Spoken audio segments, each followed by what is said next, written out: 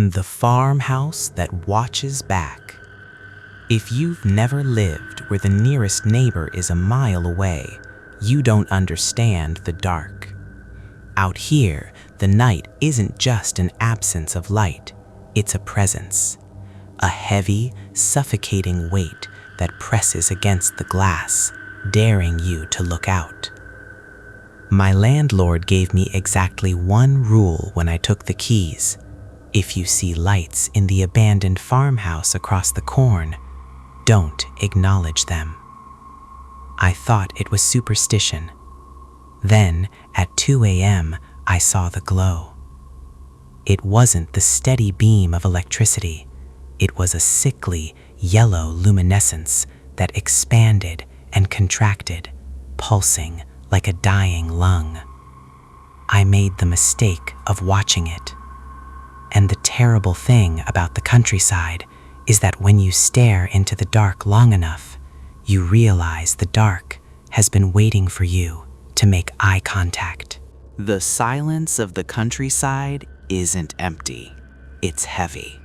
It has a physical weight, like water, pressing against your eardrums until the pressure builds a dull ache behind your eyes. I didn't know that when I signed the lease. I was running from the cacophony of Chicago, from the sirens that bled through thin apartment walls and the constant grinding hum of the interstate. I wanted isolation. I wanted the kind of quiet you can drink like cold water. When I found the listing for the farmhouse, dirt cheap, sitting on 4 acres of land bordered by an ocean of corn, I thought I'd cheated the system.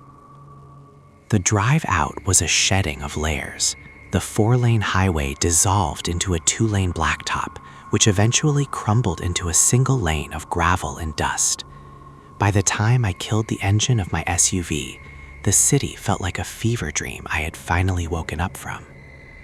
The farmhouse was a sturdy 2-story box of white clapboard, peeling slightly at the edges like sunburned skin. It stood defiant against the flat horizon.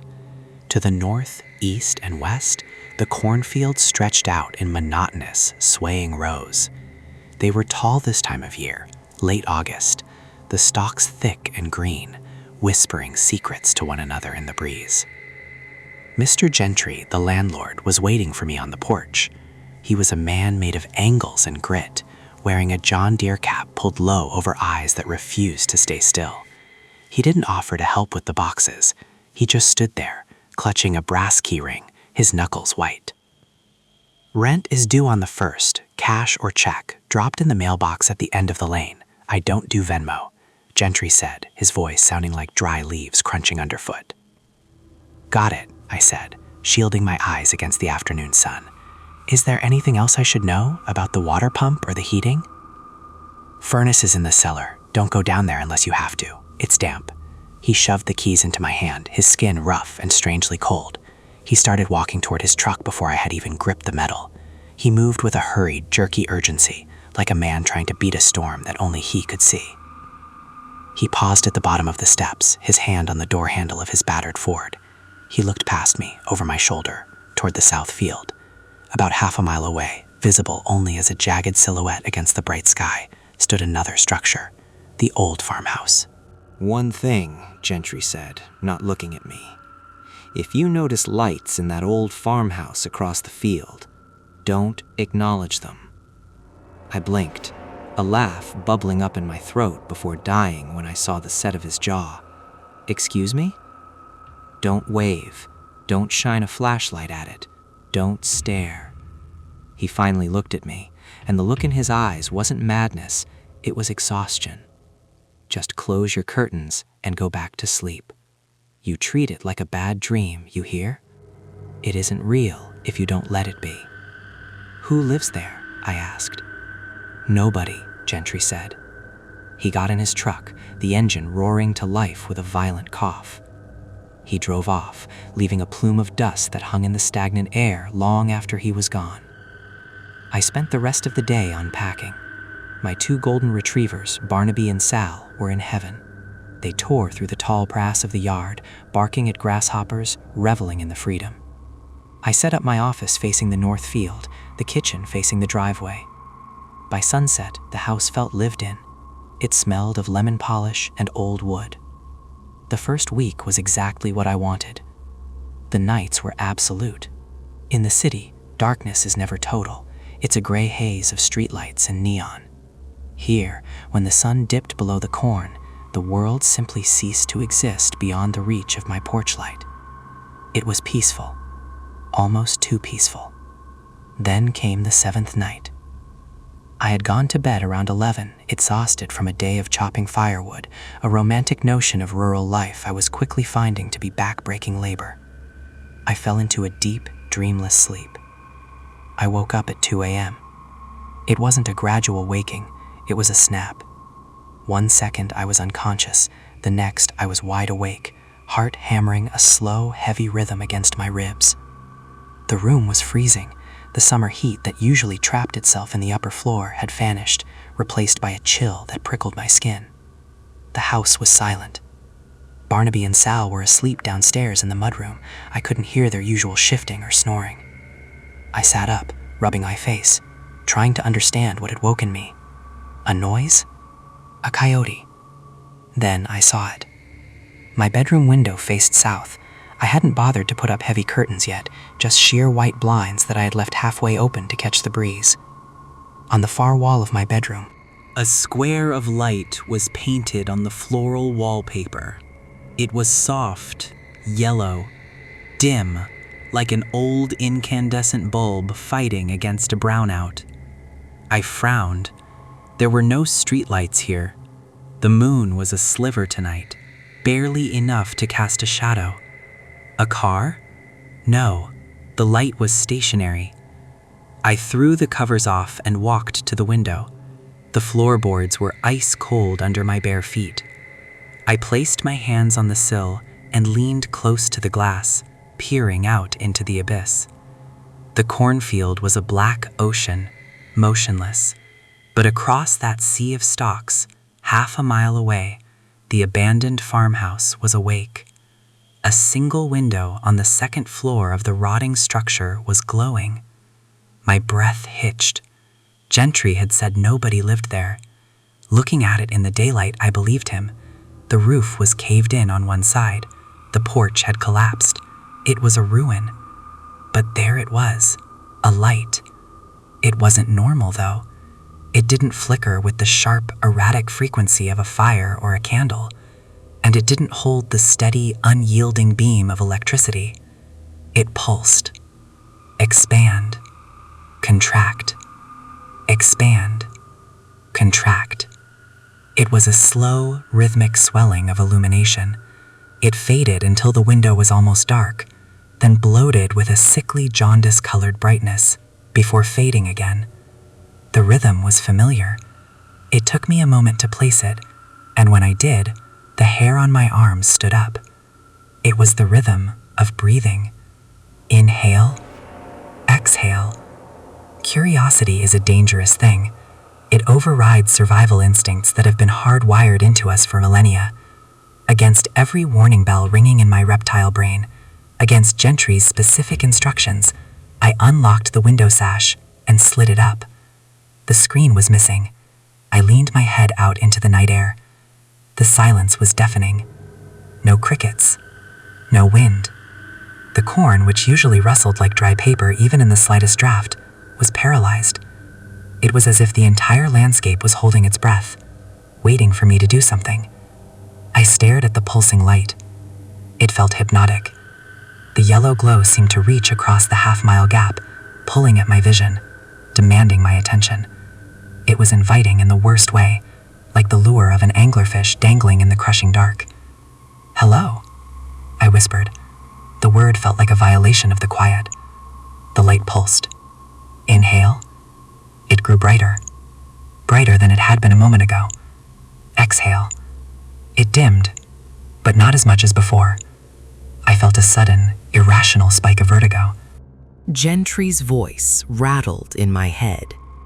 I pulled back inside, slamming the window shut and locking it. My hands were shaking.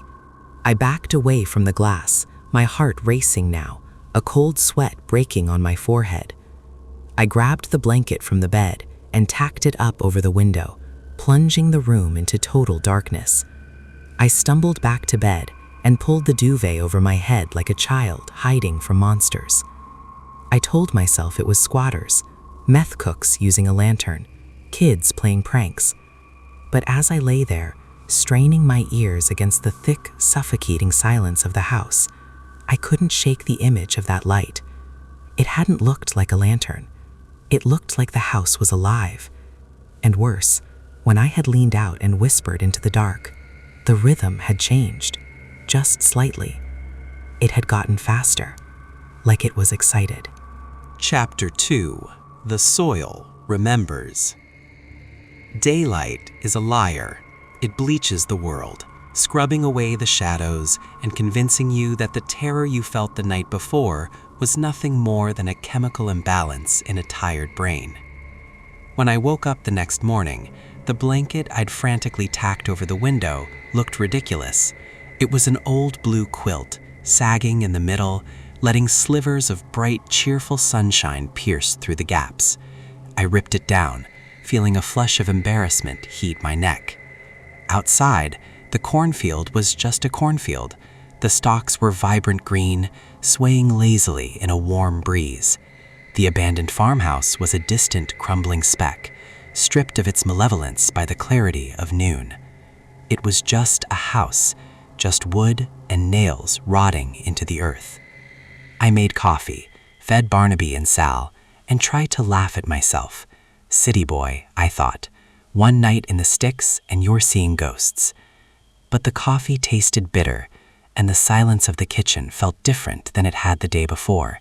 It felt attentive. I needed to talk to someone. Not about the light, I wasn't ready to sound crazy yet, but just to hear a human voice that wasn't my own. I remembered seeing a tractor working the fields to the east, about 2 miles down the gravel road. I took the truck. The drive was short, kicking up dust that hung in the rearview mirror like fog. I found the farmer near a rusted pole barn, wrestling with the hydraulic line of a massive green combine. He was older than Gentry, with skin the texture of cured leather and hands that looked like they were carved from oak roots. He straightened up as I approached, wiping grease onto a rag. "Help you?" "Hi," I said, leaning against my truck door. "I'm the new tenant over at the Gentry place. Just wanted to introduce myself." He eyed me, chewing on the inside of his cheek. "City, huh?" "Chicago. Is it that obvious?" "You're wearing clean boots," he grunted, though his expression softened slightly. "Name's Miller." We made small talk for 10 minutes. He asked about the rent, shook his head when I told him, and warned me about the upcoming frost. It was normal, grounding, exactly what I needed to tether myself back to reality. Then I pushed my luck. "So," I said, trying to sound casual, "what's the story with that old place across the south field, the one that looks like it's falling down?" The change in Miller was instantaneous. The easy rhythm of his chewing stopped. He looked past me, his eyes fixing on something invisible in the middle distance. He didn't answer immediately. He took the rag, folded it into a precise square, and shoved it into his back pocket. "Nobody lives there," Miller said. His voice had dropped an octave. It was flat, devoid of the conversational lilt from moments before. "I know," I said. "Mr. Gentry told me. Said there was a fire back in '98? "Fire, sure." Miller spat on the ground. He picked up a wrench, turning it over in his hands as if inspecting the metal for flaws. "Bad business. Family tragedy. We don't talk about it much." "Right, I get that. It's just..." I hesitated. "I thought I saw someone over there last night. Or maybe a squatter. Saw a light in the upstairs window."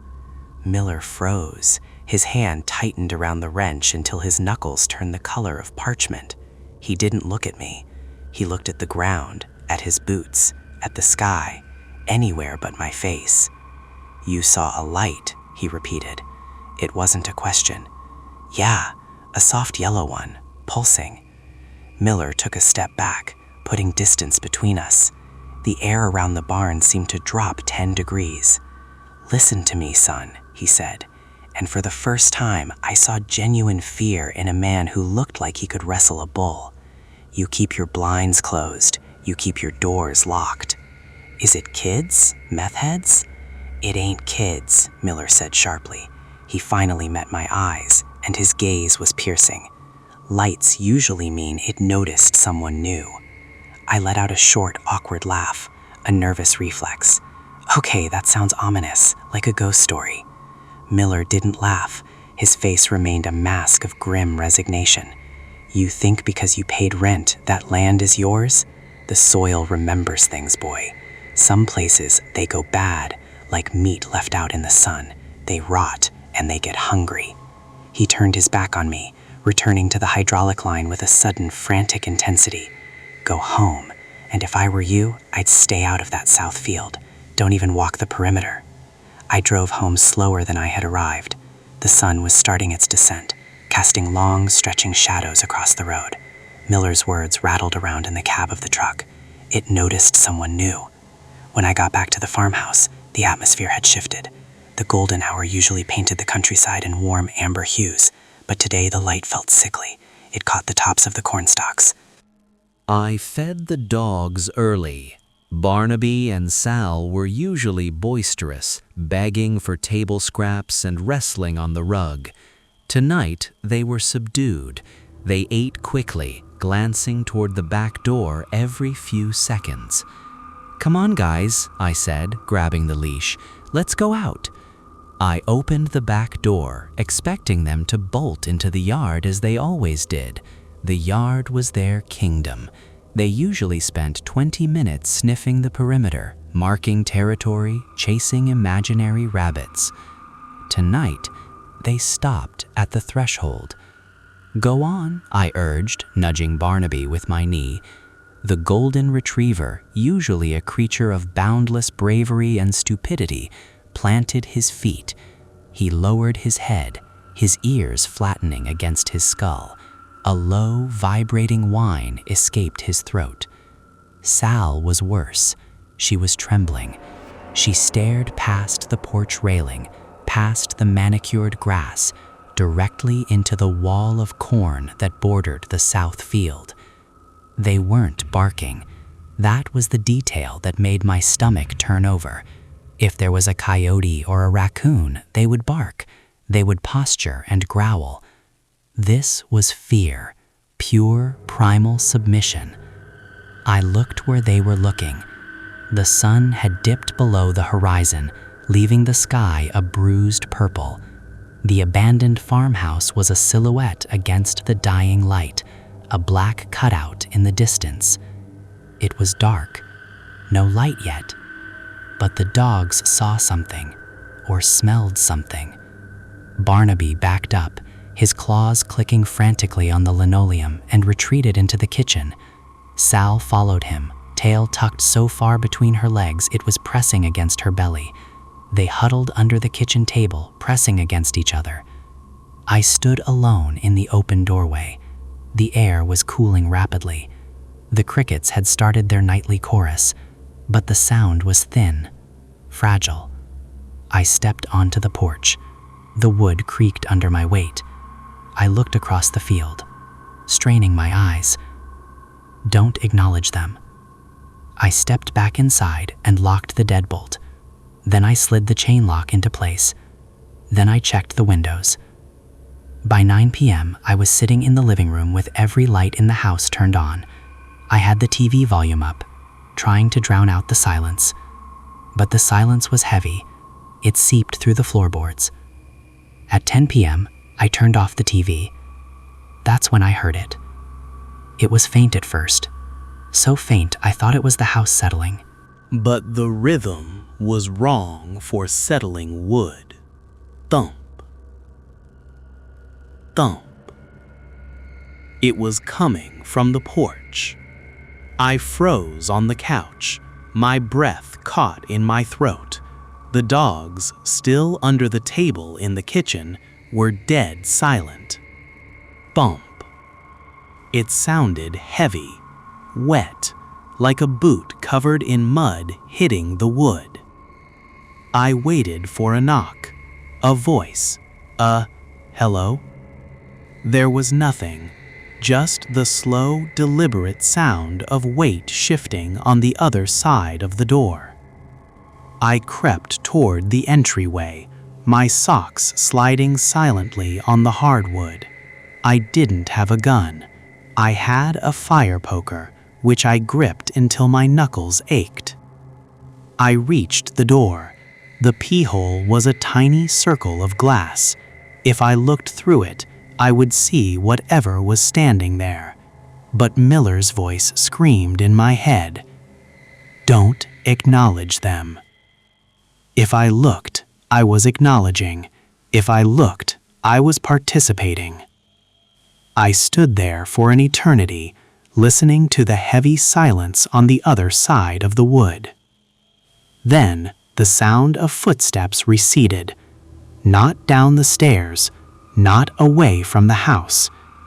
They moved to the side, toward the window, toward the living room window where the curtains were drawn.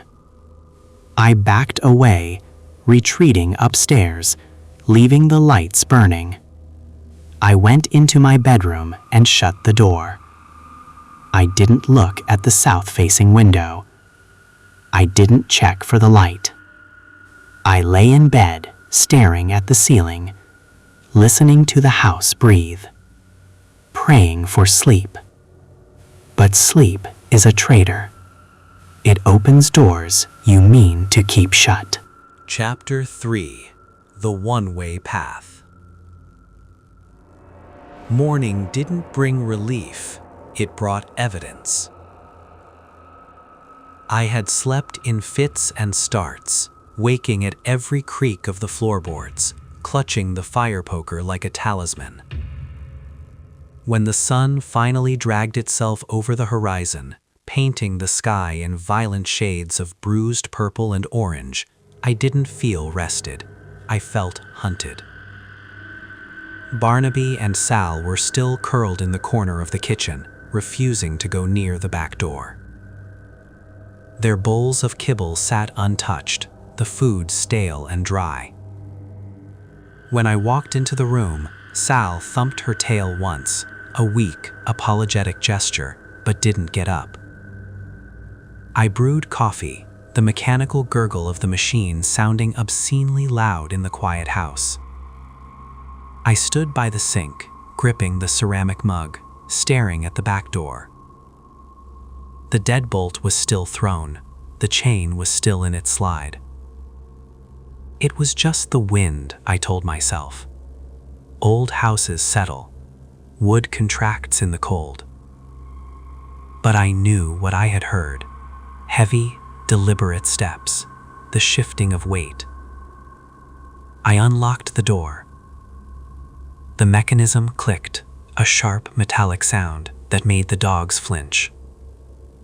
I pushed the door open and stepped out onto the porch.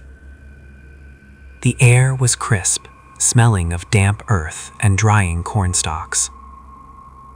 The mist was clinging low to the ground, obscuring the base of the crops, so the farmhouse across the field looked like it was floating on a sea of white fog. I looked down at the porch floor. The wood was old, painted a slate gray that had weathered to a chalky finish. Out here, with the harvest approaching, everything got coated in a fine layer of dust and pollen within hours. It was a golden yellow film, barely visible unless you looked for it. I looked, and my breath hitched in my throat. There were footprints. They weren't muddy, they were disturbances in the dust, dark shapes where the pollen had been pressed away by a heavy sole. They started at the bottom of the porch steps. Left, right, left, right. They were large, boot prints, but lacking the deep treads of modern work boots. These were flat, smooth, like leather soles worn down by years of walking. I followed them with my eyes.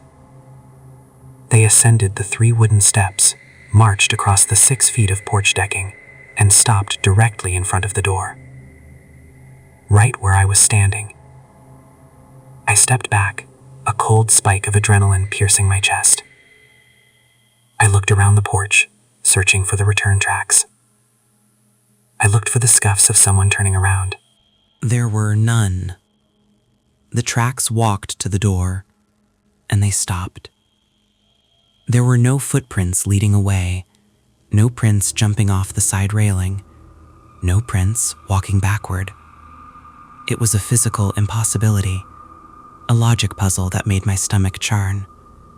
It was as if whoever, whatever, had walked up to my door had simply ceased to exist the moment they reached the threshold. Or, a darker thought whispered in my ear, they never left. I slammed the door shut and locked it again, my hands shaking so badly I dropped my coffee mug. It shattered, sending brown liquid and ceramic shards across the kitchen floor. The noise was explosive. Barnaby yelped and scrambled further under the table. "It's okay," I whispered, though my voice sounded thin and unconvincing. "It's okay, guys." I cleaned up the mess, but I couldn't clean up the image in my mind. The one-way tracks, the impossible arrival. I spent the rest of the day in a fugue state. I tried to work, logging into my remote server, but the numbers on the screen blurred into nonsense. I kept getting up to check the windows. Every time I looked at the south field, the corn seemed taller, closer. I went outside with a broom around noon and swept the porch. I scrubbed the wood until the paint chipped, erasing the footprints. I needed them gone. I needed to reset the canvas. But erasing the evidence didn't erase the truth. As evening approached, a profound exhaustion settled over me. It wasn't just physical tiredness. It was a psychic weight, a draining of the well. The air in the house felt thick, like I was wading through syrup. I decided to take precautions. I checked every window latch. I put a chair under the doorknob of the back door, wedging it against the floor, a trick I'd seen in movies. It felt childish, but the fear was primal, and primal fear doesn't care about dignity. I took the dogs upstairs with me. They were reluctant, their nails clicking nervously on the stairs, but they followed. I shut the bedroom door and locked it. "We're safe here," I told them. Sal curled up at the foot of the bed, her eyes open, watching the door. I didn't intend to sleep. I planned to read, to keep a vigil. I had a book open on my lap, the bedside lamp casting a warm, safe circle of light. But the silence of the countryside is a narcotic. It pulled at my eyelids. The rhythmic swish-swish of the corn in the wind outside became a lullaby. I drifted off around midnight. The transition wasn't like waking up. Usually when you wake, there is a moment of orientation, the grogginess, the realization of where you are, the comfort of the pillow. This was different. One moment I was dreaming of nothing, a gray, static void. The next moment I was standing. My eyes snapped open. I wasn't in bed. I was standing barefoot on the hardwood floor. The air was freezing. My skin was covered in goosebumps, the hair on my arms standing erect. I blinked, confused. The bedside lamp was off. The room was bathed in a pale, silvery darkness. I wasn't by the door. I wasn't in the bathroom. I was standing at the window, the south-facing window. The curtains, which I had meticulously drawn tight before getting into bed, were pulled wide open. My hand was still gripping the fabric, knuckles white, holding it back as if unveiling a stage.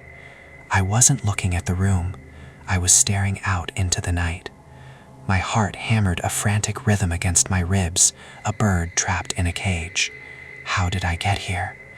I tried to step back, to retreat to the safety of the bed, but my legs felt heavy, like they belonged to someone else. My body was rigid, locked in a posture of attentive observation. I looked out. I couldn't help it. My gaze was tethered to the field. The corn was still, so terribly still, and across the expanse of black stalks, the farmhouse was watching.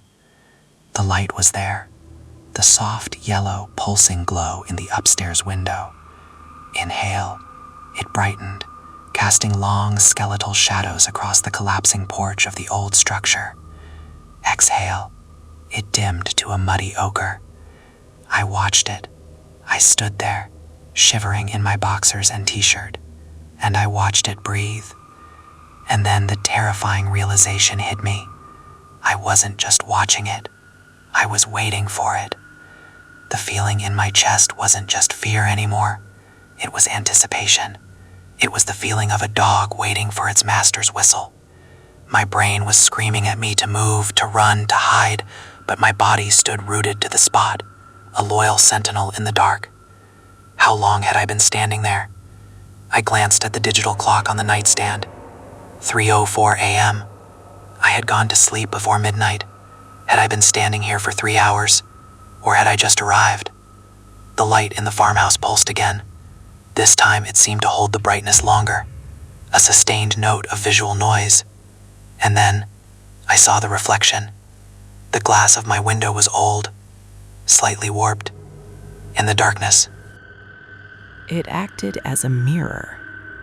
I saw my own face reflected in the pane, ghostly and pale. But behind my reflection, in the room, I saw movement. I spun around, gasping, my back hitting the cold glass. The room was empty. Barnaby and Sal were sitting up on the bed. They weren't sleeping. They were sitting bolt upright, stiff as statues, staring at me. No, not at me. They were staring through me, at the window, at the light. Their eyes reflected the yellow pulse, glowing with a demonic luminescence. They didn't wag their tails. They didn't whine. They just watched. Silent witnesses to a conversation I couldn't hear.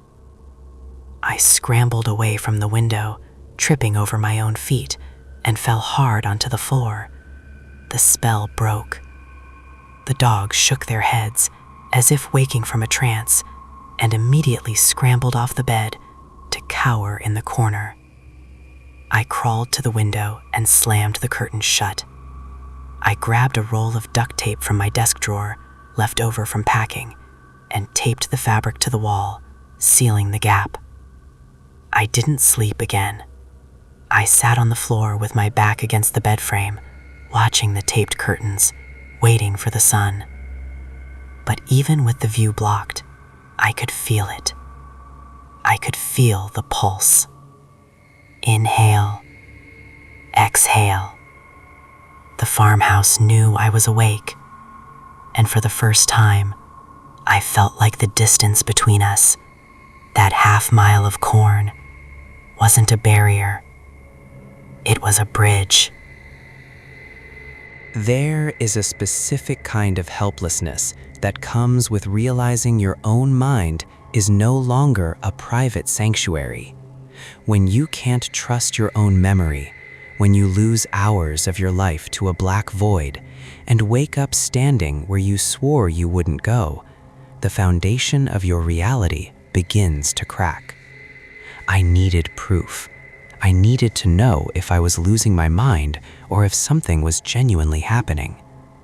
The day after waking up at the window, I drove 2 towns over to a Best Buy. I bought a home security system, 3 wireless cameras with night vision and motion detection. It cost me a fortune I didn't really have, but the price of sanity is steep. I spent the afternoon installing them. One went on the front porch, aimed directly at the door and the steps leading up to it. One went in the kitchen, covering the back door. The third one went in my bedroom. I hesitated before mounting it. There's something deeply unsettling about filming yourself sleeping. It feels like an invitation for voyeurism, even if the only voyeur is you. But I mounted it anyway, high in the corner on top of a bookshelf, angling it so it captured both my bed and the south-facing window. I synced everything to an app on my phone, tested the feeds, and waited.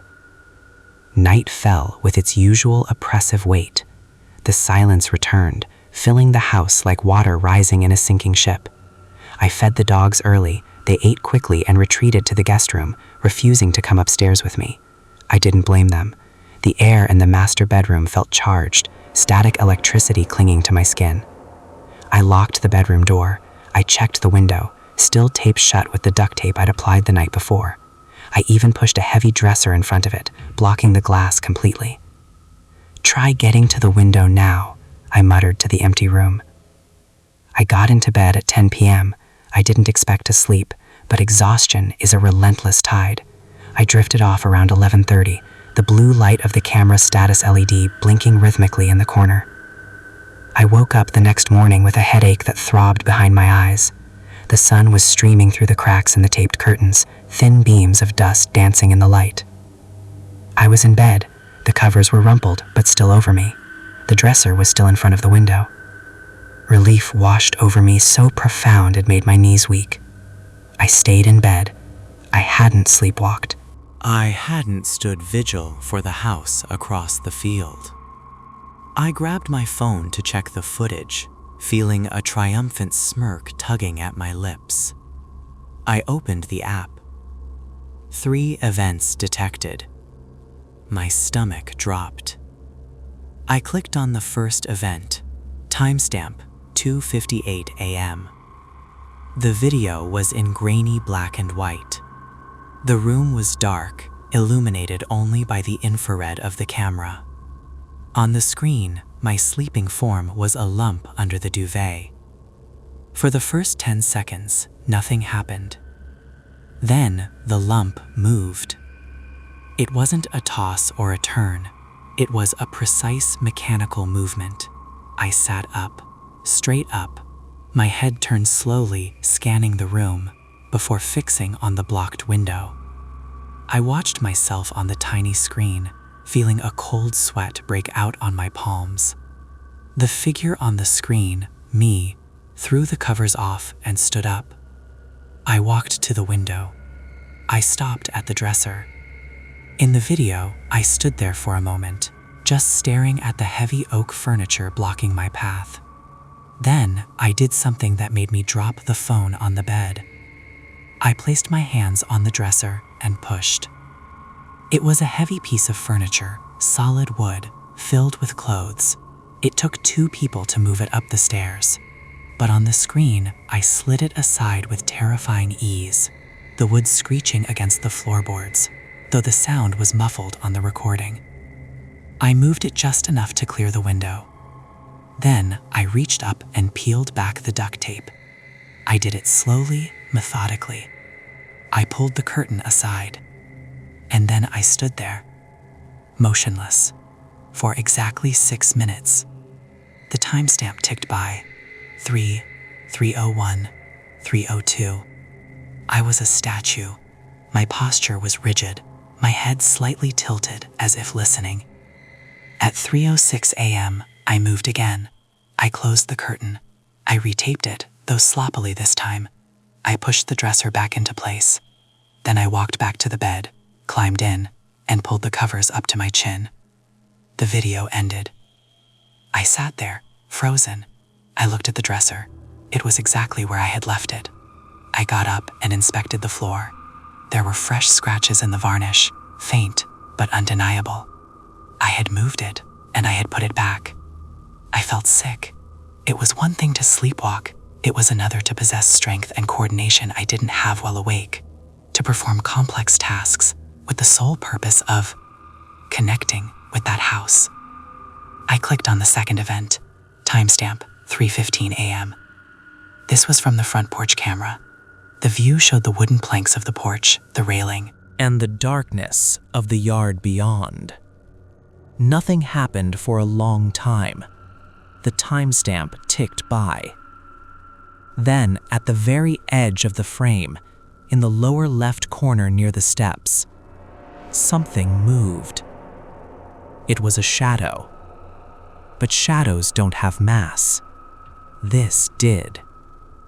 It looked like a person, but distorted, elongated.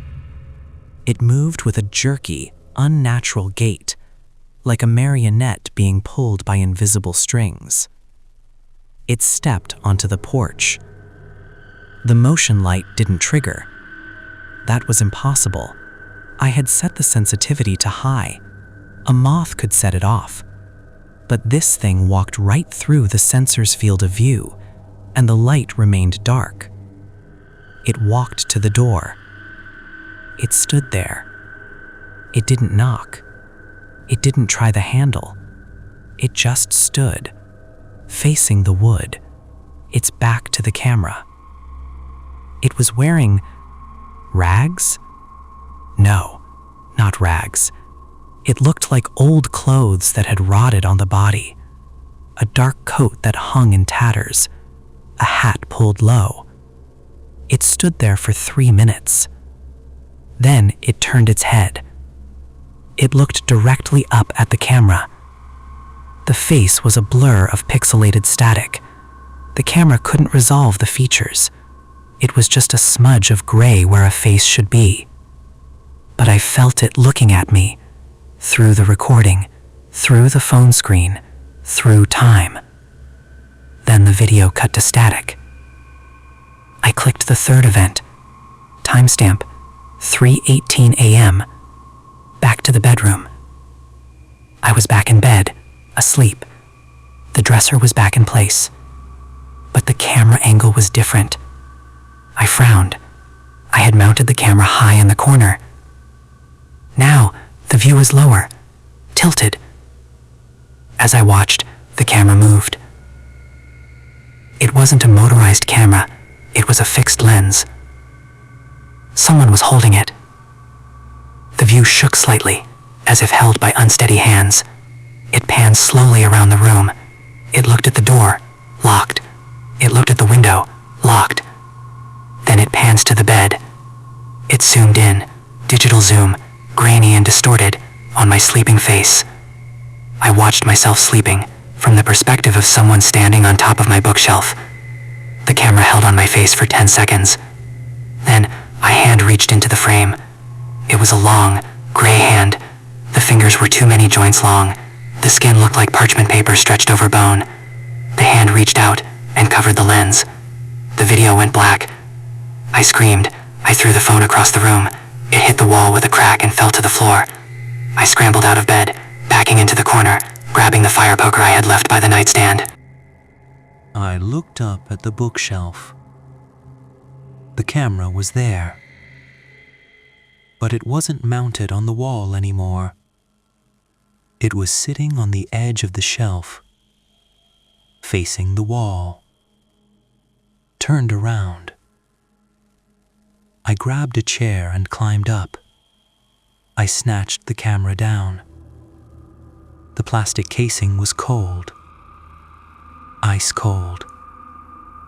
And on the lens, there was a smudge, a greasy gray smear. It looked like fingerprint grease. But the print, the whorls were wrong. They didn't spiral. They were just concentric circles, like the rings of a tree, or the ripples in a pond after a stone is thrown. I packed a bag. I didn't care about the lease. I didn't care about the deposit. I was leaving. I ran downstairs, calling for the dogs. Barnaby. Sal. Let's go. Silence. I ran to the guest room. Empty. I ran to the kitchen. Empty. The back door was unlocked and wide open. Chapter 5. The Throat of the Field. The open back door was a gaping mouth, inhaling the morning light and exhaling the stale, cold air of the kitchen. I stood frozen at the threshold, my car keys digging into my palm. The silence of the house had changed texture again. It wasn't the heavy, watchful silence of the night. This was the hollow, echoing silence of abandonment. Barnaby?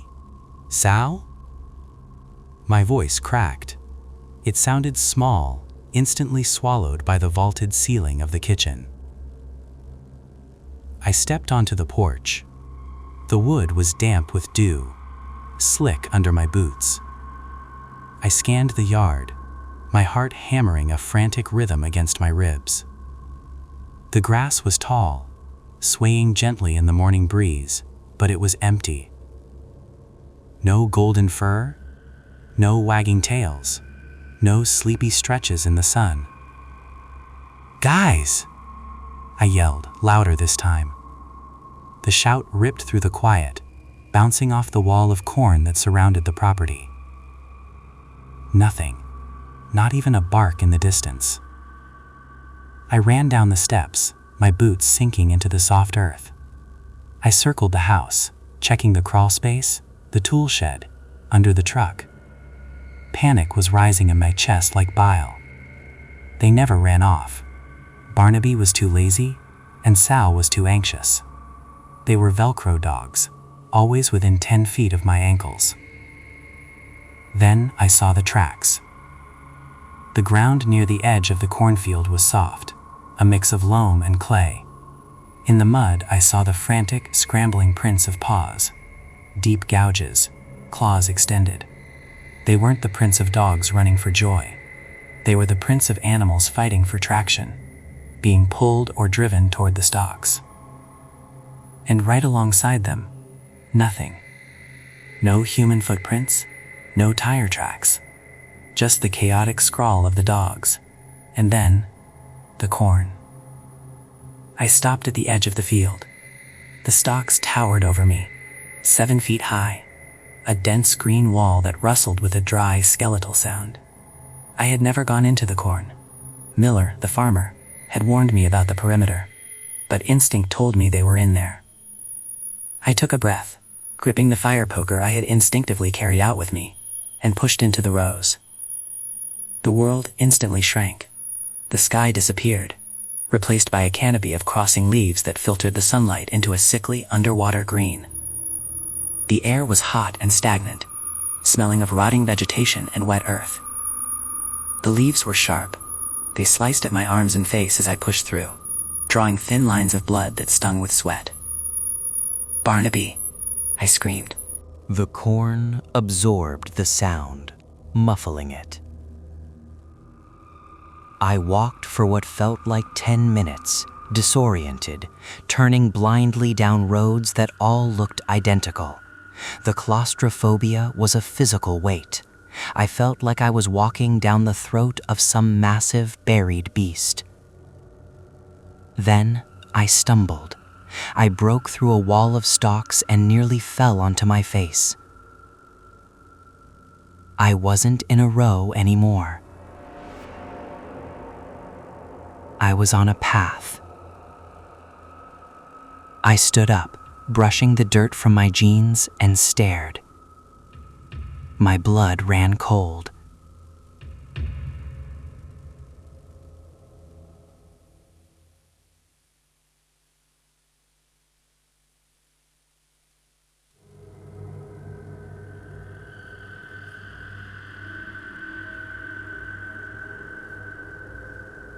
"Sal," I yelled, adrenaline overriding the fear. I started to run toward the house. I made it 10 steps before the smell hit me. It was a wall of stench so powerful it made me gag. It smelled of ammonia, sulfur, and something ancient and wet. It rolled off the farmhouse in a wave, a physical barrier of decay. And then the corn around me stopped rustling. The wind died, the stalks froze. I looked at the farmhouse. I was close enough now to see the details.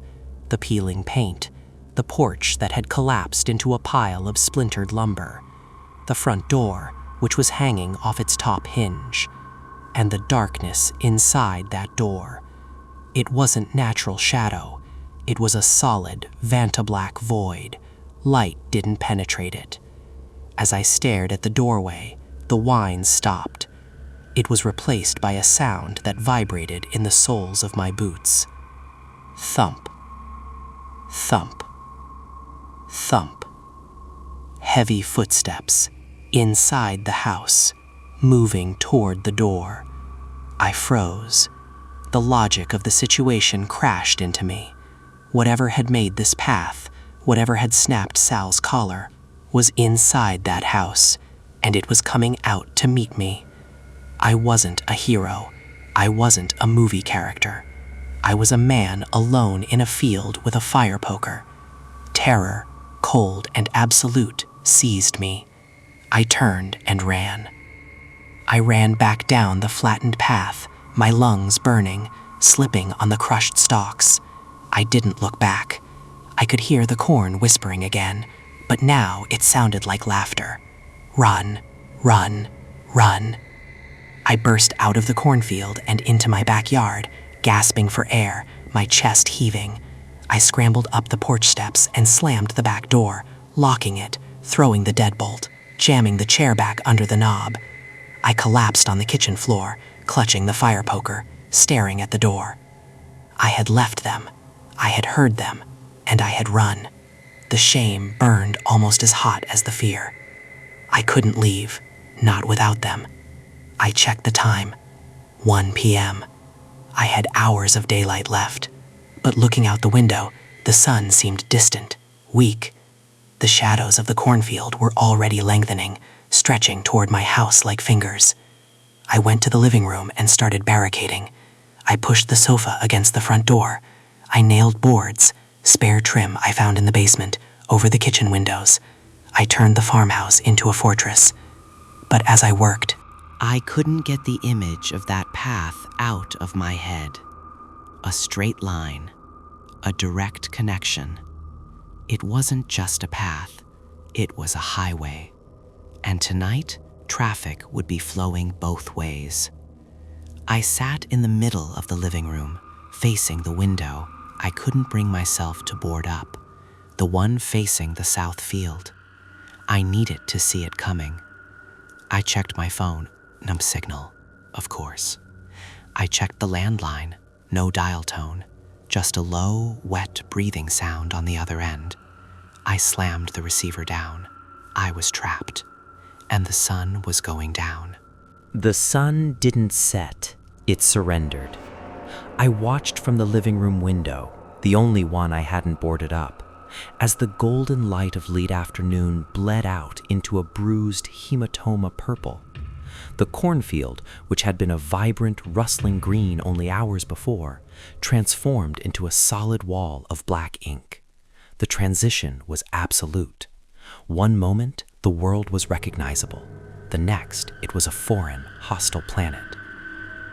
I had pushed the heavy oak sofa against the front door. The kitchen windows were nailed shut with baseboards I'd ripped from the hallway. I sat on the floor, my back against the interior wall, gripping the fire poker until my knuckles ached. The silence returned. It wasn't the peaceful quiet of the first week. It was a predatory silence. It was the held breath of a hunter waiting for the prey to make a mistake. I checked my watch. 8:42 p.m. Time had become a thick, viscous substance. Minutes stretched into hours. Every creak of the house settling, sounds I had ignored for weeks, now sounded like footsteps. The refrigerator's compressor kicked on, and I nearly jumped out of my skin. I couldn't stop looking at the south window. I knew I should cover it. I knew looking was the trigger. Don't acknowledge them. But the need to know was a sickness. I had to know if it was coming. I had to know if the path I had seen in the corn was being used. At 9:15 p.m., the light appeared. It didn't flicker on. It swelled into existence.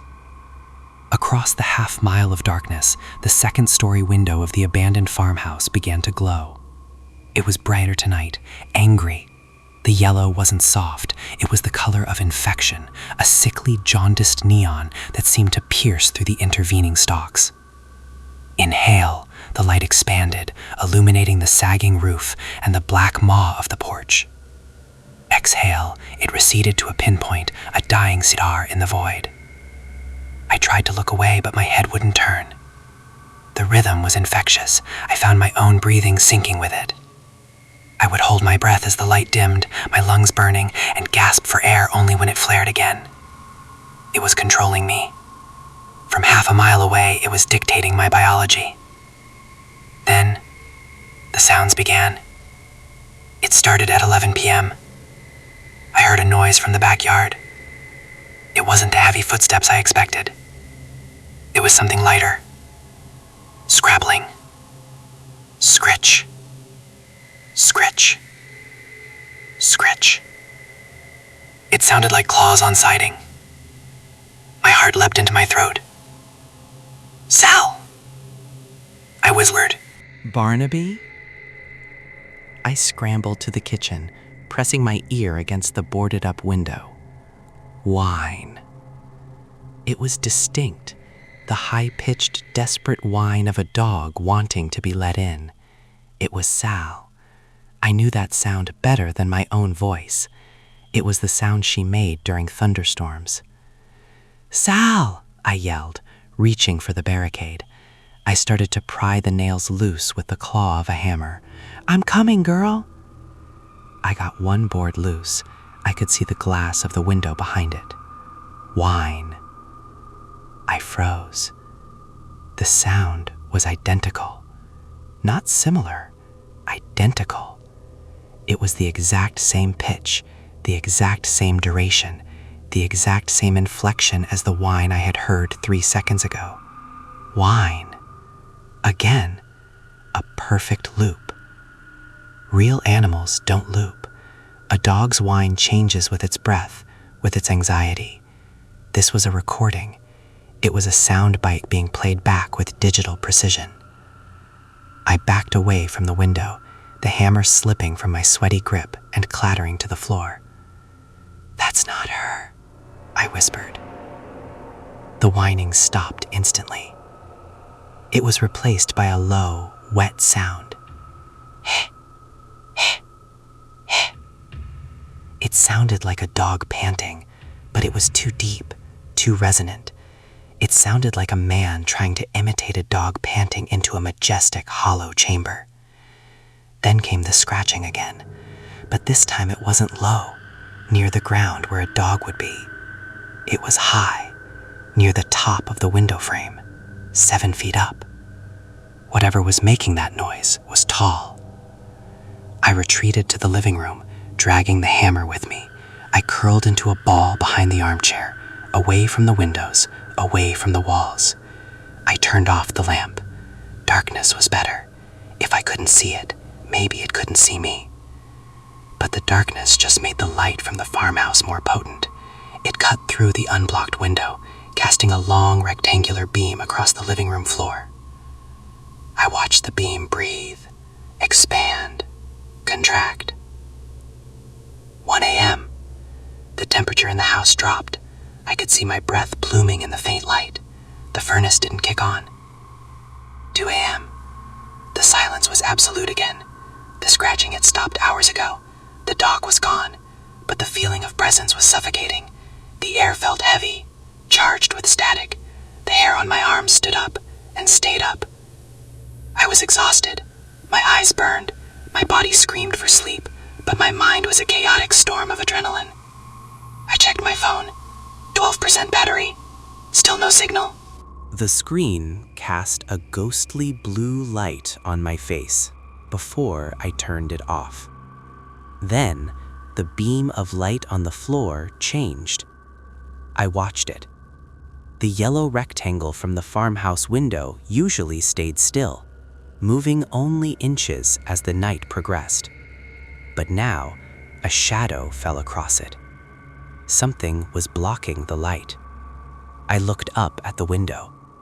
Standing in the yard, right at the edge of the porch light's reach, was a figure. It was just a silhouette against the pulsing glow of the distant farmhouse. Tall, thin, impossibly thin.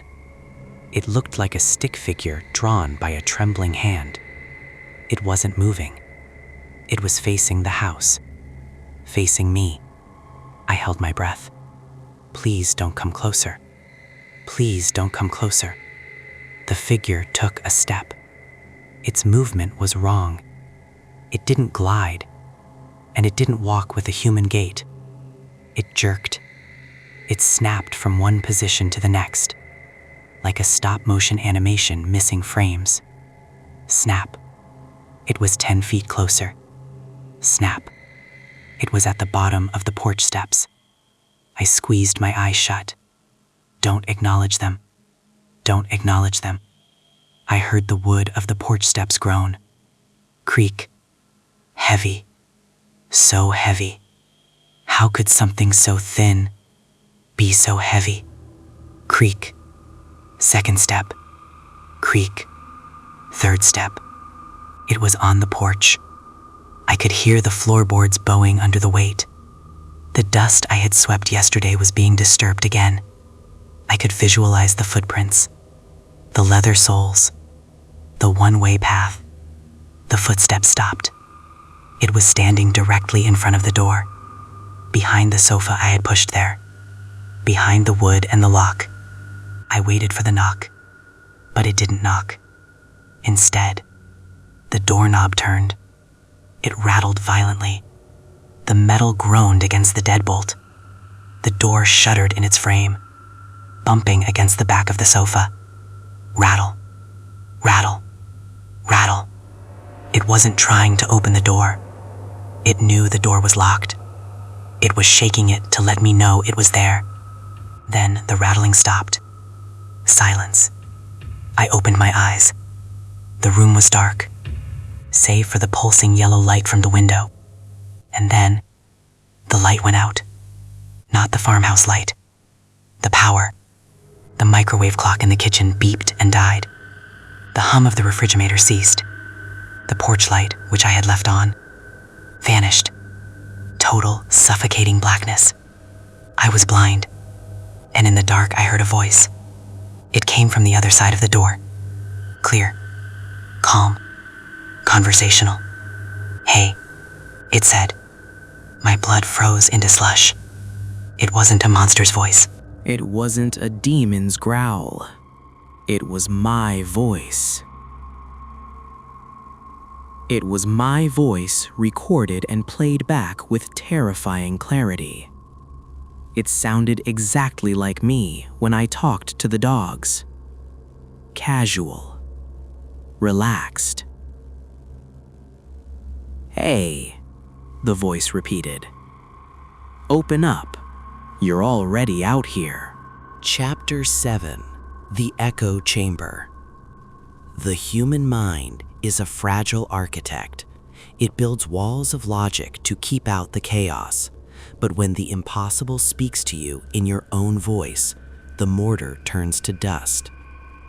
Hey, open up. You're already out here. The sentence hung in the pitch-black living room, vibrating in the stale air. It wasn't just the timbre of my voice, it was the cadence, the slight, lazy drawl I had picked up from living in the city, the specific way I clipped the end of out. It was a perfect auditory mirror. I sat huddled behind the armchair, the fire poker slick with sweat in my grip. I didn't answer. I couldn't. To speak would be to give it more raw material, more syllables to stitch together into this nightmare quilt. Come on, the voice said again. This time the tone shifted. It wasn't casual anymore. It was impatient. It's cold. Let me in. I want to go to bed. My stomach churned. It was miming my internal monologue. It was saying the things I had thought earlier that evening. You're not me, I whispered, the words escaping before I could stop them. Silence on the porch. Then, a sound that made my skin crawl. A soft, wet chuckle. I'm not you? The voice asked, rising in pitch. Or are you not you? Maybe you're the one trapped in the box. Maybe you're the echo. The doorknob rattled again, violent and angry. The heavy oak sofa I had pushed against the door groaned as weight slammed into the wood from the outside. The barricade shifted an inch. Dust rained down from the doorframe. Thud, Thud, thud. It wasn't knocking, it was throwing its body, its heavy, impossible body, against the barrier. I scrambled backward, crab walking across the floor until my back hit the staircase banister. The living room was a tomb. The only light came from the south-facing window, where the farmhouse across the field continued its rhythmic, sickly pulsation. Inhale, the room was bathed in jaundice yellow. Exhale, the room plunged in absolute black. In the flashes of yellow, I watched the front door. The wood was bowing inward with each impact. The deadbolt was holding, but the frame was splintering. Then, abruptly, the pounding stopped. The silence that followed was worse. It was the silence of a predator changing tactics. I strained my ears. I heard the wind sighing in the chimney. I heard the house settling. And then I heard footsteps. They weren't on the porch anymore. They were moving along the side of the house. Crunch, crunch, crunch. Heavy boots on gravel. It was circling. It moved past the living room window. I saw a flash of movement against the pulsing light, a tall, elongated shadow that blotted out the farmhouse for a split second. It was too tall. Its head passed the top of the window frame, which was 7 feet off the ground. It continued to the back of the house, toward the kitchen, toward the window where I had heard the dog whining. I remembered the barricade there. It was weaker, just baseboards nailed into drywall. It wouldn't hold a determined man, let alone whatever this was. I stood up, my legs trembling. I had to reinforce it. I had to do something. I took a step toward the kitchen archway. Scritch. The sound came from the kitchen window. A singular, sharp sound of metal on glass. Then came the voice again. But it wasn't mine this time. Please. A voice sobbed. I froze. It was a woman's voice. Older. Cracked with terror. Please. Open the door. The fire. It's so hot. The baby is burning. The blood drained from my face. Miller, the farmer, had mentioned a family tragedy. A fire in '98. Help us. The voice shrieked, tearing at the fabric of the night. It was a sound of pure agony, so raw and visceral that I covered my ears. It hurts. It hurts. The scratching on the glass intensified. It sounded like fingernails now. Desperate, frantic clawing. Scritch, scratch, scritch, scritch. Let us in. The smoke. Then the voice snapped. It cut off mid-scream and reset to a flat, monotone drone. Let us in. The smoke. It repeated the phrase, stripping away the emotion until it was just data. Let us in the smoke. Let us in the smoke. It was testing frequencies. It was trying to find the key that would make me unlock the door. Crack. The sound of wood splintering echoed from the kitchen. I shone my phone's flashlight. The battery now at 8%. Into the kitchen. The beam cut through the darkness, illuminating dust motes dancing in the cold air. The barricade over the sink window was failing. The top board had been ripped loose. It hung by a single nail, swinging like a pendulum. Behind it, the glass was gone. I hadn't heard it break. It must have been removed. Carefully, silently, and through the open window. A hand was reaching. It was gray. Long. Too many joints. The fingers were wrapped around the second board. Pulling. The wood screamed. The drywall crumbled. The smell hit me then. The same smell from the cornfield. Ozone. Rotting meat. Wet earth. It flooded the kitchen, thick and suffocating. "No," I whimpered. The hand stopped pulling. The wrist rotated, an unnatural 360-degree swivel. The voice spoke from the darkness outside the window. It was my voice again, soft, intimate. "I can see you." I dropped the flashlight.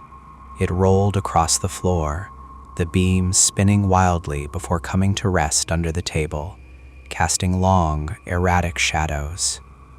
I turned and ran. I abandoned the ground floor. I sprinted up the stairs, taking them 2 at a time, my breath tearing at my throat. I reached the landing and slammed the bedroom door behind me. I locked it. I dragged the dresser back in front of it. I shoved the bed against the dresser. I was trapped in the master bedroom, the room where it had started. I backed away until I hit the far wall. I slid down to the floor, pulling my knees to my chest. I was safe here, for a moment. But then I remembered the camera, the one I had found turned around, the one that had filmed me sleeping. This room wasn't a sanctuary. It was an observation deck.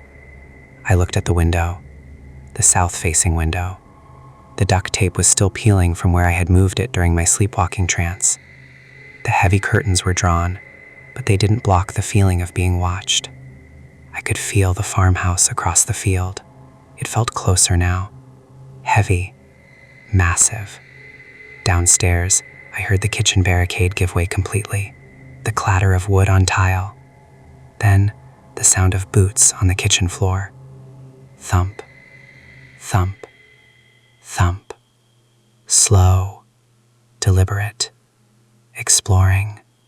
It was in the house. I heard it walk into the living room. I heard it pause. Then a new sound. Sniff. A loud, wet inhalation, like a hound scenting the air. Sniff. It smelled my fear. It smelled my sweat. The footsteps started again. They moved to the bottom of the stairs. Creak. The first step of the staircase groaned. I squeezed my eyes shut, tears leaking out. I gripped the fire poker, though I knew it was useless. You can't kill an echo. You can't stab a shadow. Creak. Second step. Are you upstairs? The voice called out. It was cheerful now, playful. I checked the kitchen. You weren't there. I checked the living room. You weren't there. Creak. Third step. Hide and seek. The voice laughed. It was a jagged, mechanical sound. I love hide and seek. The soil loves hide and seek. I looked around the room frantically. The window. It was a 20-foot drop to the yard. But the yard was where it had come from. The cornfield was waiting. Creak. Halfway up. I stood up and moved to the window. I tore the curtains down. The glass reflected my face, pale, wild-eyed. But beyond my reflection, the cornfield was alive. The pulsing light from the farmhouse was gone. The house was dark, because the light was moving. Down in the field, moving along the flattened path toward my house, was a procession. Faint yellow lights, hundreds of them, like fireflies, but too large, too steady. They were bobbing up and down. Torches? Flashlights? No. They were eyes, glowing yellow eyes, and they were all coming to the farmhouse. The voice on the stairs was just the vanguard. "Found you," the voice whispered, from directly outside the bedroom door. The doorknob turned. Chapter 8: The Clay Men. The door didn't break down, it dissolved. The wood around the hinges screamed, a high-pitched shriek of tearing metal and splintering oak. The heavy dresser I had dragged across the floor, solid pine filled with clothes, slid backward as if pushed by a bulldozer. It scraped gouges into the hardwood, screeching in protest until it hit the foot of the bed and toppled over with a deafening crash. I scrambled backward, pressing myself into the corner between the window and the wall, the fire poker raised in shaking hands. The doorway was open. Standing in the hall, framed by the darkness of the landing, was a figure. It was wearing a flannel shirt and jeans. My flannel shirt, my jeans. It stepped into the room. The light from the cornfield, those hundreds of bobbing yellow eyes, cast enough illumination for me to see its face. It was my face. But it was wrong. It was a rough draft of a human being. The skin was gray and possessed the sheen of wet clay. The features were slightly melted, the nose was too flat, the mouth a simple slit without lips, and the eyes were vast, unblinking orbs of jaundice yellow that radiated a sickly heat. "Found you," the thing said. It didn't move its mouth. The sound vibrated from its chest, a perfect digital recording of my own voice. "Get back," I screamed, swinging the poker. "Get the hell back." The thing tilted its head. "Get the hell back," it repeated. It wasn't mocking me. It was learning. It was tasting the words. It took another step. Its movement was fluid, too smooth, lacking the friction of bones and joints. It was like watching oil slide across water. Behind it, in the hallway, I saw another shape, taller, wearing tatters, the thing from the porch camera. And behind that, another. The house was full of them. I turned to the window. The glass was already cracked from where I had thrown the camera days ago. I didn't hesitate. I wrapped my arm in the curtain and drove my elbow through the pane. Crash. Shards of glass rained down onto the porch roof below. The cold night air rushed in, carrying that overwhelming stench of ozone and rotting silage. I didn't look back at the room. I scrambled onto the sill, glass slicing through my jeans, and threw myself out. I landed hard on the asphalt shingles of the porch roof. The slope was steep. I slipped, my boots scrabbling for purchase on the grid, sliding toward the edge. I clawed at the gutter. I hung there for a second, gasping, my legs dangling over a 12-foot drop to the bushes below. I looked up. The thing, the copy of me, was leaning out the broken window. It placed its gray hands on the sill. It didn't try to grab me. It just watched. "Don't acknowledge them," it whispered. Then it smiled. The slit of a mouth tore open, revealing not teeth, but a hollow black cavity. I let go. I hit the hydrangeas with a bone-jarring thud. Branches whipped my face, and I rolled onto the damp grass, the impact knocking the wind out of me. I lay there for a second, staring up at the night sky, waiting for the pain of a broken leg. It didn't come. Adrenaline is a hell of a drug. I scrambled to my feet. My ankle throbbed, but it held my weight. "Truck," I wheezed. "Get to the truck." My Ford was parked in the gravel driveway, about 50 feet away. I sprinted toward it, limping slightly, my eyes locked on the sanctuary of the cab. But as I rounded the corner of the house, I skidded to a stop. The driveway wasn't empty. Between me and the truck, standing in the loose gravel, were 3 figures. They were small, huddled together. "Barnaby?" I choked out. "Sal."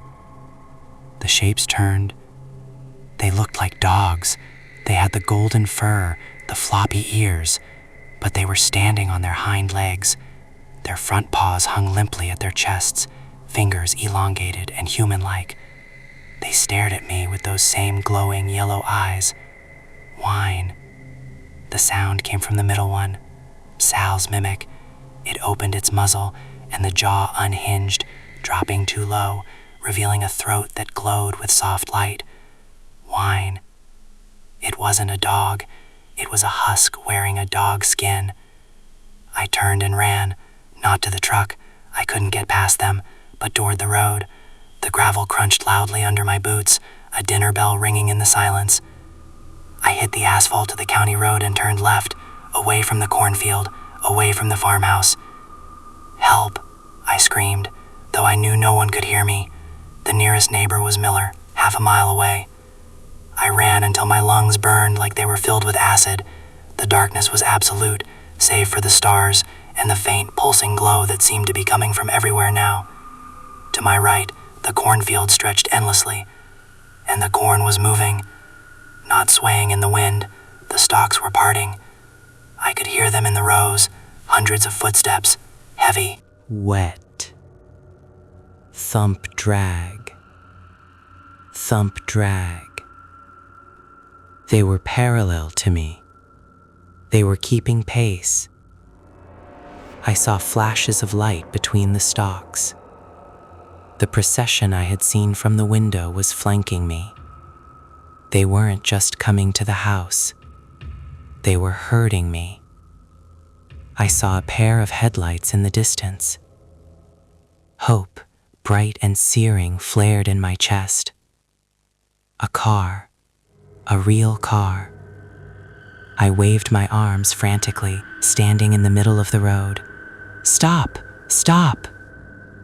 The vehicle approached slowly. It was an old pickup truck. It looked like Miller's. "Miller!" I yelled, running toward it. "Miller, help me! They're real! They're..." I stopped. The truck was moving, but the engine was silent. There was no rumble of diesel, no crunch of tires on pavement. It was gliding, floating inches above the asphalt. And the headlights, they weren't bulbs. They were giant yellow eyes. The grill of the truck pulsed. Inhale. Exhale. It wasn't a truck. It was a massive bioorganic mimicry of a truck.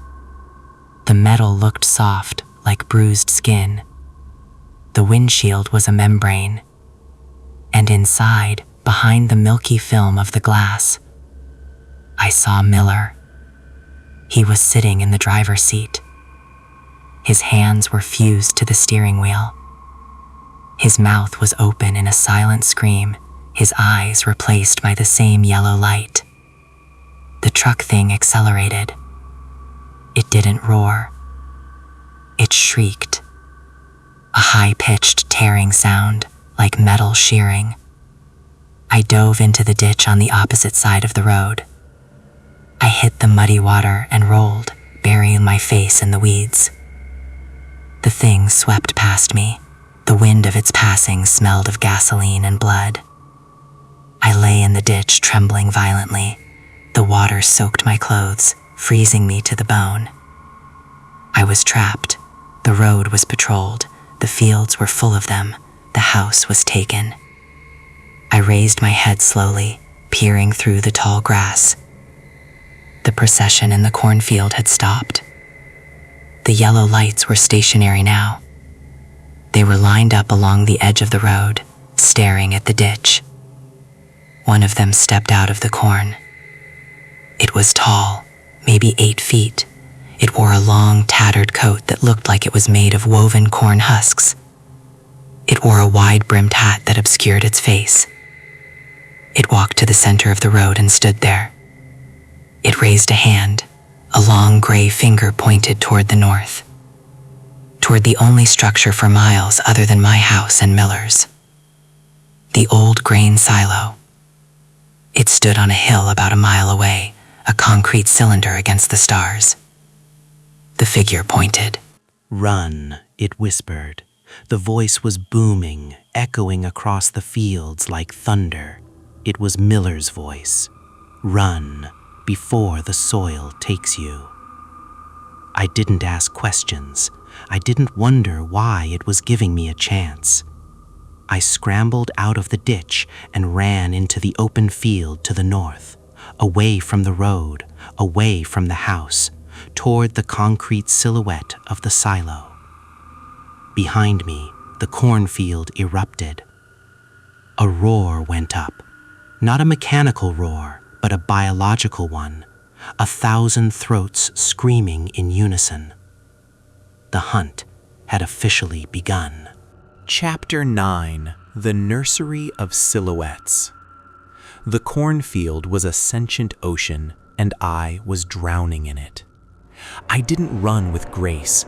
I ran with the desperate, flailing clumsiness of prey that knows the teeth are already closing. The mud sucked at my boots, heavy and possessive, trying to drag me down into the earth that Miller had warned me about. The soil remembers, and right now, the soil wanted to feed. Behind me, the roar was deafening. It wasn't the mechanical hum of a combine or the roar of an engine. It was a cacophony of stolen sounds. I heard the bark of my dogs, the slam of my truck door, the ring of my phone, and the murmur of my own voice, all layered over one another in a chaotic, screaming loop. It was the sound of my life being played back to me by 1,000 distorted speakers. "Join us," the chorus shrieked. "Complete us."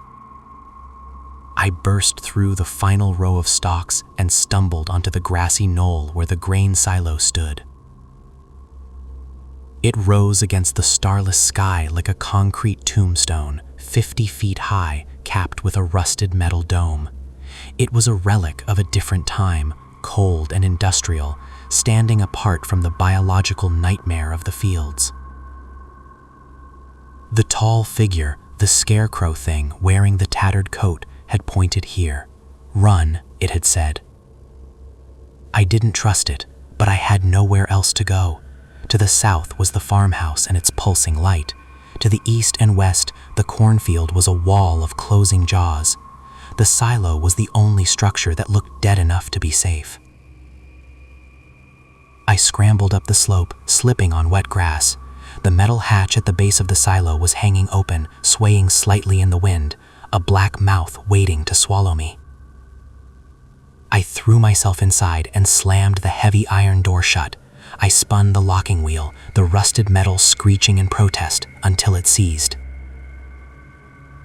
I collapsed against the cold concrete wall, gasping for air, my lungs burning as if I'd inhaled broken glass. Silence. The thick concrete walls muffled the screaming outside to a dull, throbbing vibration. I was safe. Or so I thought. I pulled my phone from my pocket. The screen was cracked, a spider web of fractures over the glowing display. 4% battery. I turned on the flashlight. The beam was weak, flickering, casting long, erratic shadows against the curved walls. I swept the light around the interior. The silo wasn't empty. It wasn't filled with grain either. The floor was covered in a thick, spongy layer of mulch. But as I lowered the light, I saw it wasn't wood chips or straw. It was clothes. Thousands of articles of clothing. Faded denim overalls, rotting flannel shirts, lace dresses from the turn of the century, modern nylon jackets. A history of rural fashion, rotting together in a damp, stinking compost. And amidst the clothes were bones, not scattered, organized. Piles of femurs, stacks of skulls, rib cages arranged in concentric circles. I stepped back, my boot crunching on something brittle. I looked down. It was a pair of glasses, thick frames, Miller's glasses. I choked back a sob. The truck thing I had seen on the road, the Miller inside it, that was the copy. The real Miller was here, or what was left of him. I moved the light further into the center of the silo. In the middle of the room, rising from the compost of clothes and bones, was a mound. It looked like a termite mound, but made of that same gray, wet clay I had seen on the mimics. It was pulsing. Inhale, exhale. The same rhythm as the farmhouse light. I walked toward it, drawn by a horrific curiosity I couldn't suppress. The smell was overpowering here, ozone and copper, the stench of a storm mixed with a slaughterhouse. The mound had cavities in it, alcoves. I shined the light into the first alcove.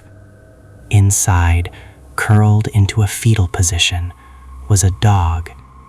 It looked like Barnaby, but it wasn't finished. The fur was patchy, revealing smooth gray matter underneath. One leg was missing. The snout was fused shut. It wasn't dead. It was shivering. I moved the light to the next alcove. Another dog. This one looked like Sal, but it had human hands instead of paws. It twitched as the light hit it, its eyelids fluttering to reveal empty sockets. I stumbled back, bile rising in my throat. This wasn't a shelter. This was a factory, a nursery. This was where they grew them. I swung the light wildly, panic taking over. Above me, the silo stretched up into darkness, but along the walls, clinging to the concrete like bats, were more shapes. Cocoons. Gray, dripping sacks suspended from the rusted rebar. One of them, near the floor, was torn open. Freshly torn. I looked at the ground beneath it. There were footprints leading away from the sack. Bare feet. My size. The realization hit me with the force of a physical blow. The figure I had seen in my bedroom, the copy of me, it had come from here. It had been born in this filth, molded from the memory of the soil and the DNA of the land, and sent out to replace me. And the tall figure, the scarecrow, it hadn't sent me here to save me. It had sent me here to be recycled. Clang! The sound came from the hatch I had just locked. Something heavy hit the metal from the outside. Clang! Open up, my voice called from the other side of the iron. It's cold out here. I want to come back in. It was the copy, the one from the bedroom. Go away, I screamed, my voice cracking. But this is home, the voice replied, smooth and reasonable. You're the intruder. You're the rough draft. I'm the final version. Clang. The wheel of the door groaned. It began to turn. I grabbed the wheel from the inside, fighting against the force on the other side.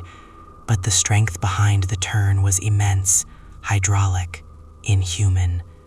The wheel slipped through my sweaty palms. The latch disengaged with a heavy thunk. I backed away, retreating toward the center of the room, toward the pulsing mound. The door swung open. A flood of yellow light poured into the silo. Not sunlight, the light of hundreds of glowing eyes gathered outside. The copy stepped in. It was wearing my clothes, but they were torn now, stained with grass and mud. Its face had refined since I last saw it. The clay sheen was fading, replaced by the texture of skin. The nose was formed. The lips were distinct. It looked exactly like me, except for the eyes, the burning, jaundice yellow suns. It smiled. Don't worry, it said, stepping onto the pile of rotting clothes. It doesn't hurt. The soil is gentle. It just absorbs. It raised a hand. Behind it, the tall scarecrow figure ducked through the doorway. It had to bend almost double to fit. It straightened up, towering over the copy. The scarecrow pointed a long twig-like finger at the mound in the center. The mold is dry, the scarecrow boomed, its voice vibrating the concrete floor. The copy lunged. I swung the flashlight. It was a pathetic weapon, but I struck the copy across the face. There was no crack of bone.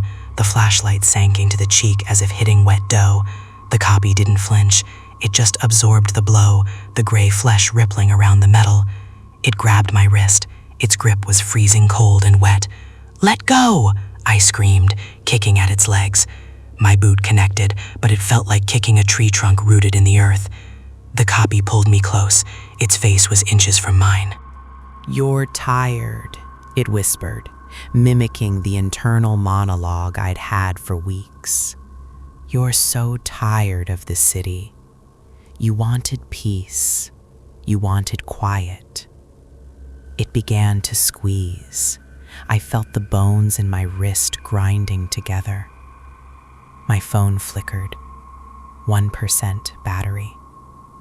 The light died.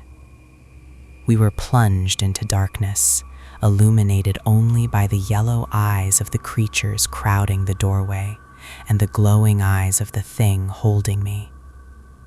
"Sleep now," the copy said. And then, from the mound behind me, the pulsing clay heart of the silo, I felt something wet and cold wrap around my ankle. A tendril. It pulled. I fell backward onto the heap of clothes and bones. The copy fell on top of me, pinning my arms. The tendril tightened, dragging me toward one of the empty cavities in the mound. I was being planted. The smell of the silo was the smell of a grave that had been left open too long. I was pinned against the mound of rotting clothes, the copy's weight pressing the air from my lungs. Its hands, my hands, were clamped around my throat, squeezing with the hydraulic pressure of a machine. But it wasn't the suffocation that terrified me most. It was the proximity. Its face was inches from mine. Up close, the illusion of humanity failed. The pores were too uniform, like the texture of an orange peel. The eyes weren't wet. They were dry, glowing marbles of yellow glass. And the breath, it didn't smell like air. It smelled like the deep, damp earth under a porch. "Don't fight," the copy whispered, its voice vibrating through my own chest bones. "The soil is warm. You're so gold. You've always been gold." The tendril from the clay mound tightened around my ankle, dragging me downward. I could feel the heat of the mound against my back, a feverish biological heat. It was trying to digest me. It was trying to break me down into raw material to finish the thing on top of me. I looked up at the scarecrow standing over us. The tall, tattered figure watched with a detached, agricultural interest, like a farmer observing a calf being born. I was going to die. I was going to become mulch for a doppelganger. Desperation is a jagged thing. My right hand was pinned, but my left was scrabbling blindly in the pile of refuse beneath us. My fingers brushed against denim, wool, plastic buttons, then something hard, sharp, a pair of fabric shears, rusted, heavy, buried in the compost of fashion. I gripped the handle. The copy smiled, its mouth stretching too wide, the skin tearing at the corners to reveal the gray clay beneath. "I will be a better you. I will sleep through the night. I will never look at the window." I drove the shears upward. I didn't aim for the chest or the head. I aimed for the throat, the source of that stolen voice. The rusted blades punched into the copy sack. There was no spray of blood. There was a sound like stepping into thick mud, a wet squelch. The copy didn't scream. It gagged. The yellow light in its eyes flickered violently. A thick gray slurry began to ooze from the wound, smelling of sewage and sulfur. The grip on my throat loosened. I didn't hesitate. I shoved the creature. It was heavy, dead weight, but its equilibrium was gone. It toppled sideways, sliding off me and rolling down the side of the mound. The tendril on my ankle jerked, pulling hard, but I kicked out with my free boot, stomping on the fleshy vine until it pulped and released me. "Stop him!" the scarecrow boomed. The voice shook dust from the rafters. I scrambled up the shifting pile of clothes, slipping on rotted silk and denim. The scarecrow swiped at me with a long, twig-like arm. The claws shredded the back of my jacket, raking fire across my skin, but I was moving on pure animal panic. I threw myself at the open hatch. I tumbled out into the night air, hitting the wet grass of the hill. The cornfield below was screaming, 1,000 throats, animal and human, roaring in a single discordant note. The yellow eyes of the procession were moving toward the hill, a tide of bioluminescence rising to meet me. I couldn't go back to the road. I couldn't go to the house. I ran north, into the deep dark where the corn ended and the forest began. I ran until my legs were numb. I ran until the roar of the field faded into the rustle of trees. I ran until the sun began to bleed into the sky, turning the world a safe gray morning. I was found 3 hours later by a state trooper on the highway, 5 miles from the farm. I was covered in mud, blood, and gray slime. I was babbling about lights and clay men. They took me to the hospital, then to a psychiatric hold. I told them it was a breakdown, stress, isolation. I lied until they believed me. I lied until I believed it myself, almost. I moved back to the city the next day. I left everything. My truck, my clothes, my furniture. I didn't care. I just wanted concrete. I wanted streetlights. I wanted the noise of 1,000,000 people to drown out the silence. That was 6 months ago. The doctors say I'm doing better. I have a job in a cubicle. I have an apartment on the 14th floor. I have neighbors on all sides. But the countryside doesn't let go. Miller was right. The soil remembers. And it turns out, I remember the soil. It started a week ago. I woke up in the middle of the night, standing at my apartment window, looking out at the city skyline. My hand was pressed against the glass. I thought I was sleepwalking again, but then I looked at the glass.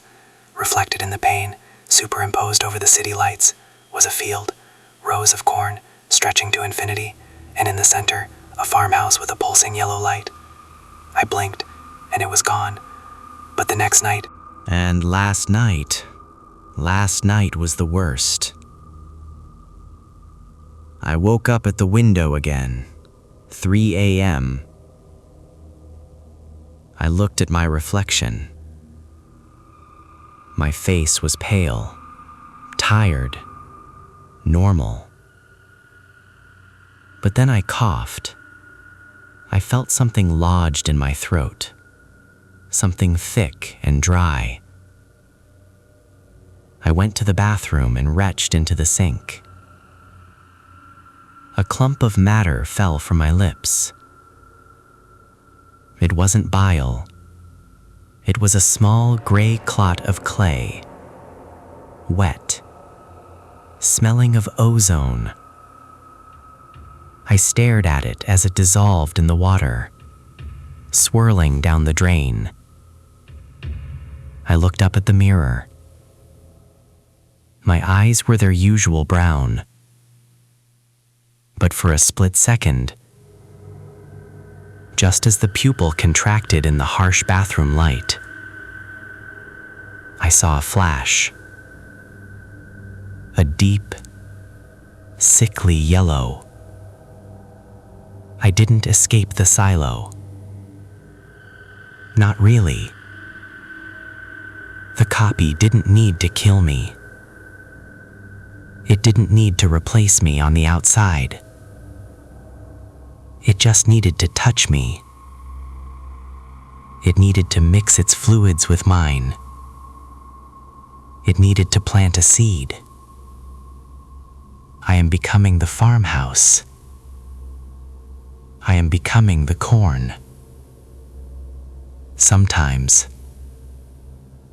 when I sit in my quiet office, I can hear them. The footsteps. The breathing. Not outside. Inside. In the hollow spaces of my own body. In the cavities of my chest. I can hear the rustling of dry stalks. So if you ever move to the countryside, and you see a light where nobody lives, don't look. But if you do look, if you stare into that deep, thick dark, and you feel a sudden urge to walk into the corn, don't fight it. Because you're already part of the harvest. And we are waiting for you to come home.